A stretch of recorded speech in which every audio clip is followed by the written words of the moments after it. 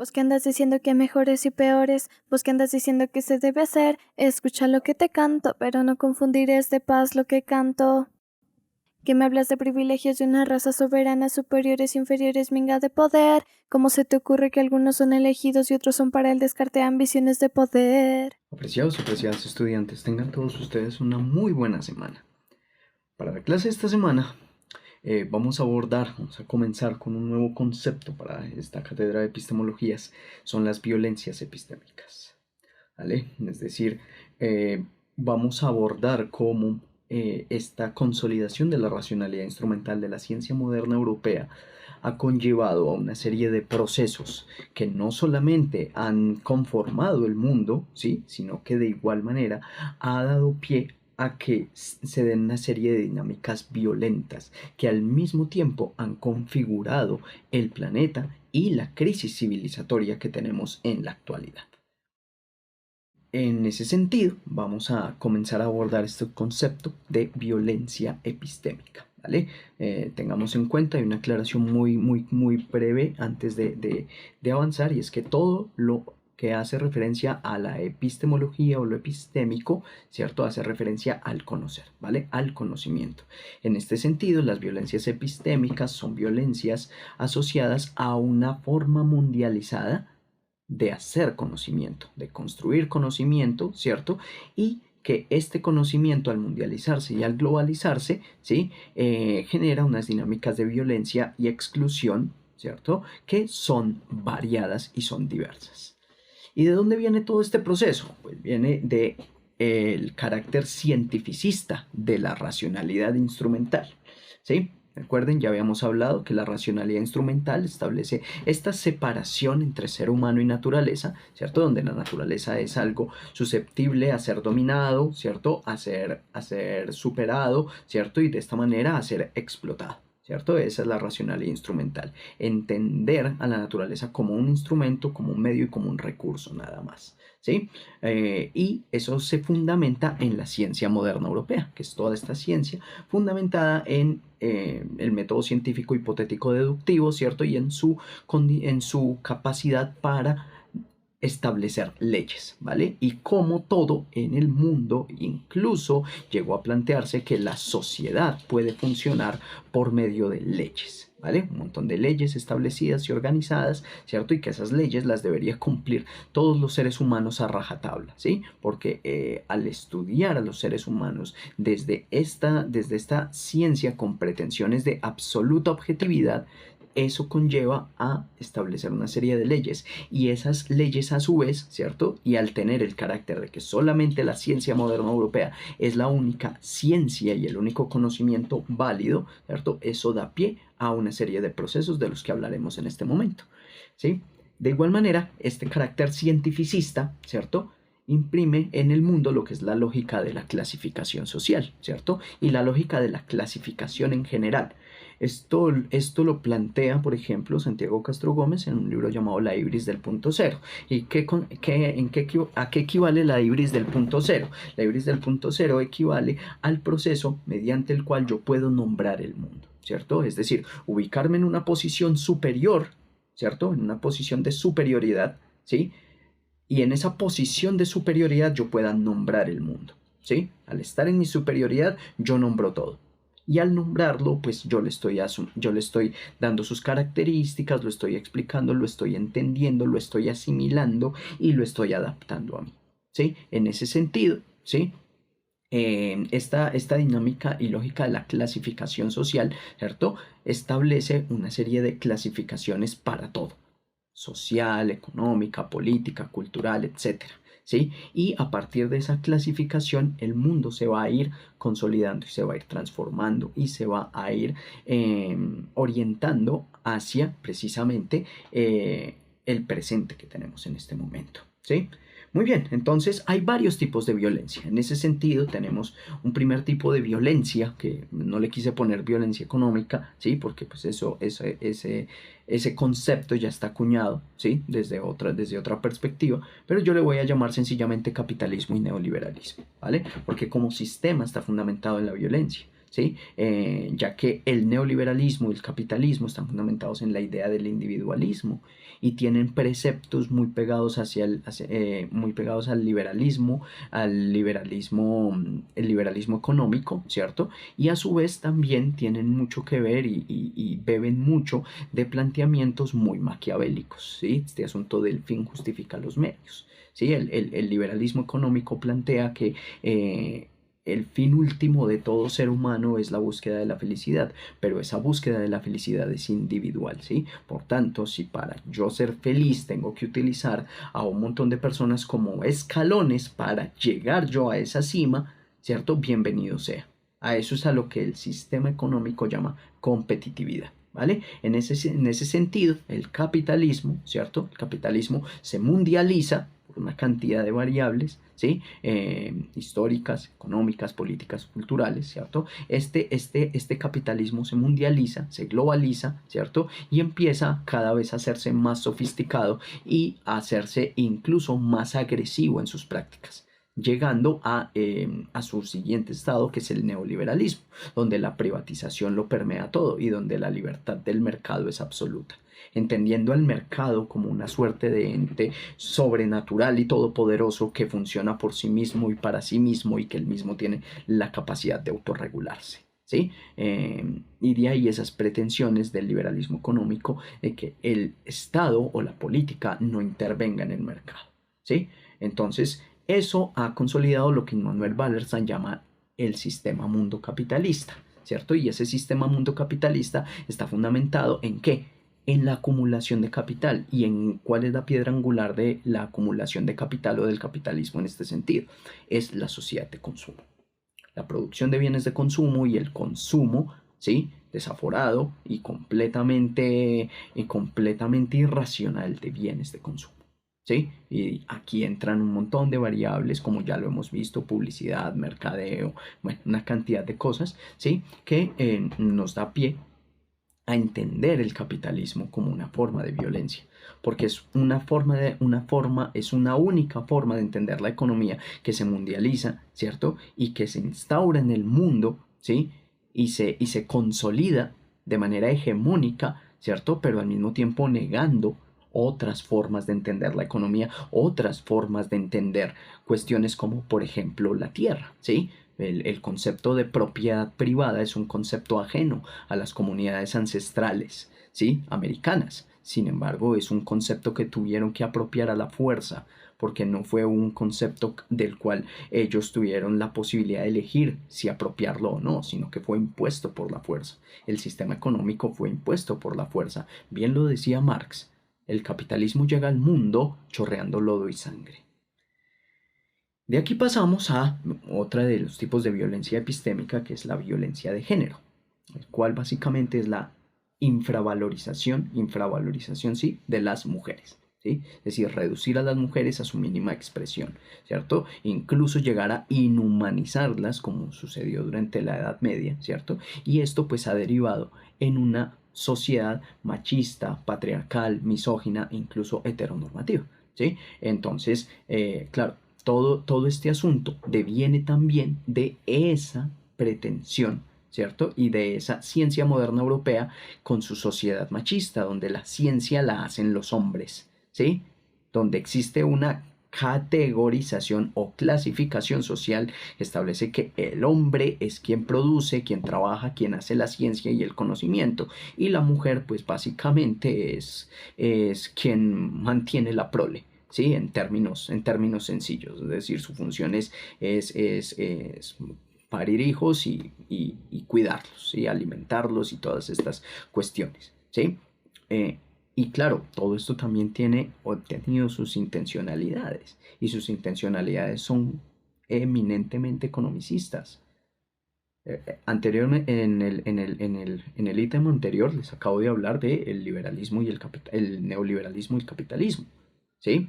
Pero miren, lo que mantiene o el sustento del capitalismo mundial es el trabajo doméstico no remunerado.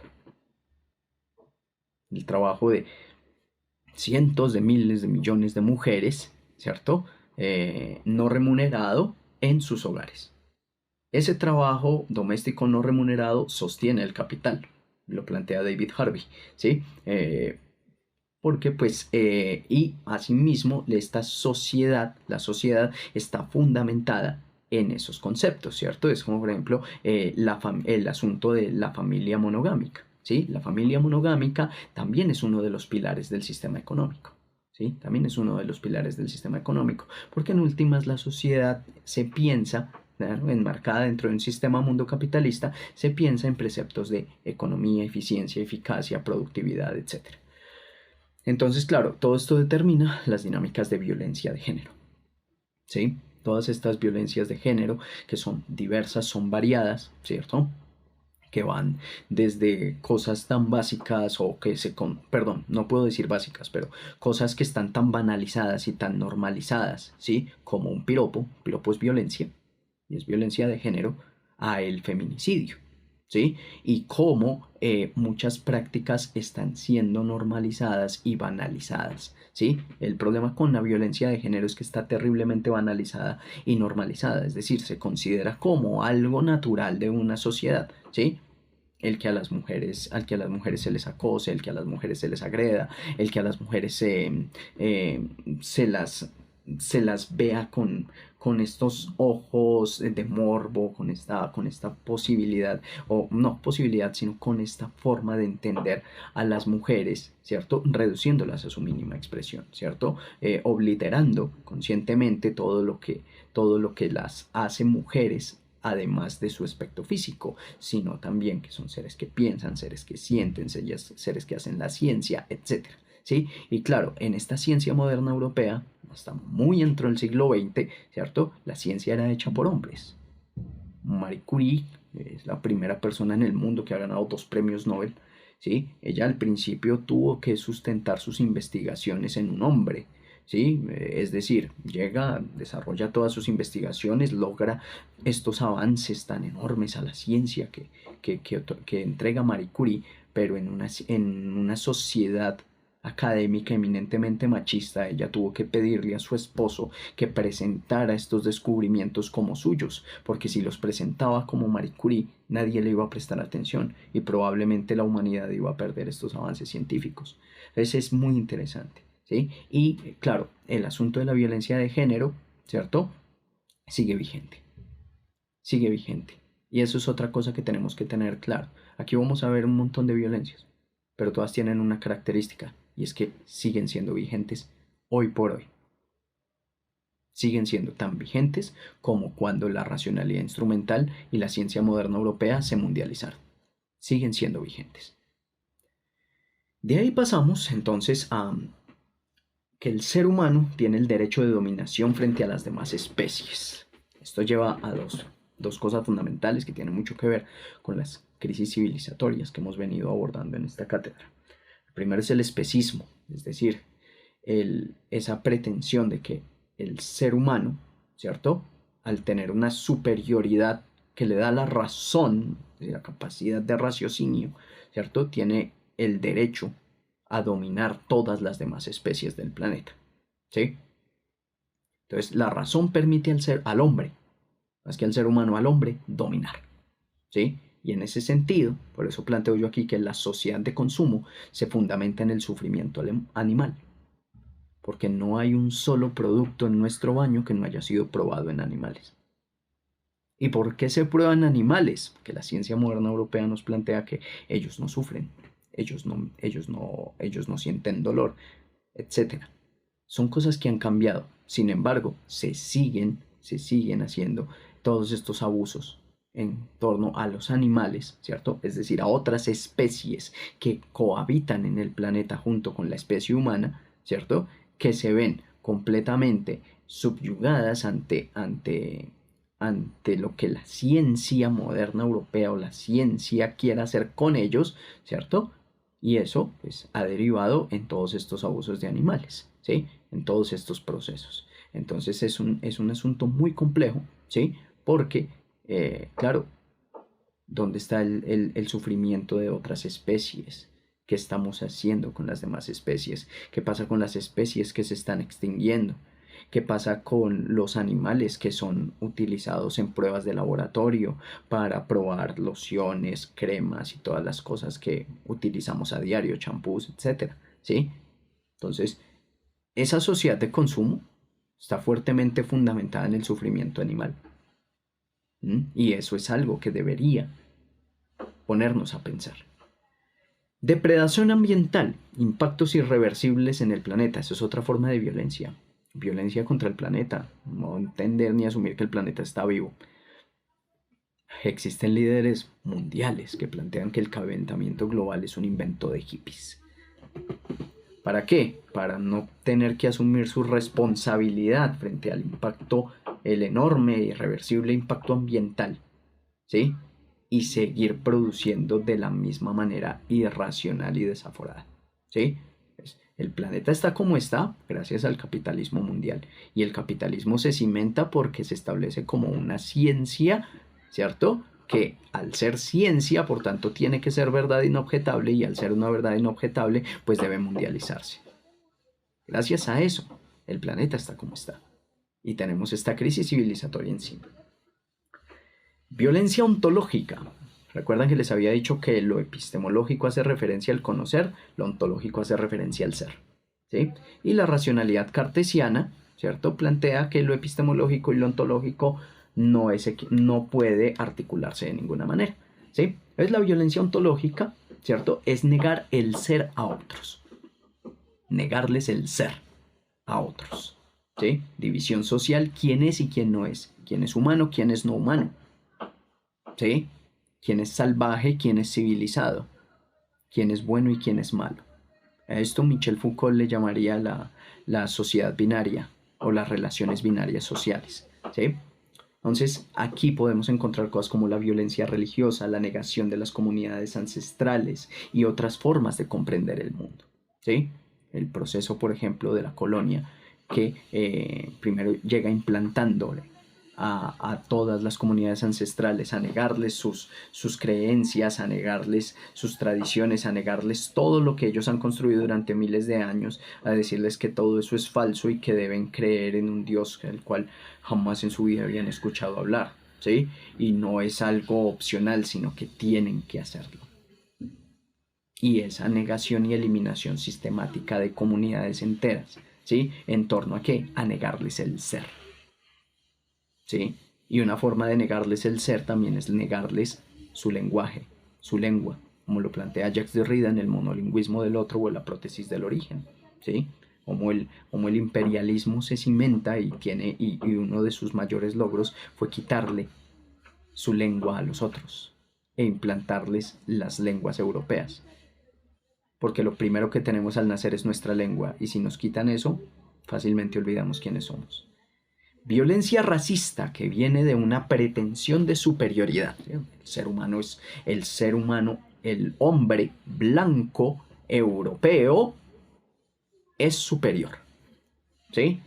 Entonces, la humanidad determinada y clasificada por el color de piel. De tal manera que a las comunidades negras, ¿sí? Durante la colonia, y todavía sucede, se les atribuye la inhumanidad, la anormalidad, la inmoralidad, la criminalidad, ¿sí? Y esos son patrones racistas. El establecerles una serie de características que los convierte en seres, ¿sí? En seres monstruosos. Roger Bartra diría la construcción de monstruos, ¿cierto? Para poder justificar nuestra normalidad, ¿sí? Es interesante cómo ha habido comunidades enteras a las cuales se les convierte en monstruos, ¿cierto? Para poder que las sociedades hegemónicas se sientan bien consigo mismas, ¿sí? Eso es racismo. Y el problema es que cuestiones como el racismo, el machismo, ¿sí? Han sido legales, ¿sí? Han sido completamente legales. El esclavismo ha sido legal. ¿Por qué? Porque la ciencia moderna europea dice que estas comunidades que están por fuera de esta ibris del punto cero, ¿cierto? De estos que son considerados los normales, pues no tienen alma, o no sufren, o sencillamente no son humanos, ¿sí? Entonces, miren que hay prácticas que hoy por hoy se consideran perversas, pero han sido validadas socialmente gracias a esta racionalidad instrumental y a esta forma de entender el mundo. Y por último veremos el epistemicidio, la ciencia, la tecnología moderna, europea y estadounidense. ¿Cómo qué? Como referente de imitación mundial. ¿Sí? Entonces, negación de la subjetividad como potencial creadora de conocimientos. ¿Sí? Recuerden que la ciencia moderna europea fundamenta que el conocimiento debe ser objetivo y que lo subjetivo es un conocimiento empírico y al ser un conocimiento empírico no es ciencia, por tanto no es verdad, ¿sí? Entonces, claro, eso elimina la subjetividad y el potencial creador de la subjetividad como ciencia, ¿sí? De la subjetividad no como ciencia necesariamente, sino como conocimiento. Entonces, negación y eliminación de las experiencias dinámicas, saberes y conocimientos urdidos en las comunidades y los territorios. ¿Sí? Entonces, ahí ustedes pueden ver, ¿sí?, cómo esta ciencia moderna europea ha dado pie a una serie de violencias y esa serie de prácticas, ¿cierto?, y de dinámicas, ¿sí?, han configurado el mundo que tenemos hoy en día. Bien, espero que les haya gustado el material. Este ha sido un abordaje muy amplio porque a cada una de estos tipos de violencia se le va a hacer un abordaje muchísimo más pormenorizado, ¿sí? Pero este viene siendo un abrebocas a lo que nos vamos a encontrar de aquí en adelante como violencias epistémicas. Que tengan una feliz, plácida y alegre semana. Escucha lo que te canto, pero no confundirás de paz lo que canto. Que me hablas de privilegios de una raza soberana, superiores, inferiores, minga de poder. ¿Cómo se te ocurre que algunos son elegidos y otros son para el descarte ambiciones de poder?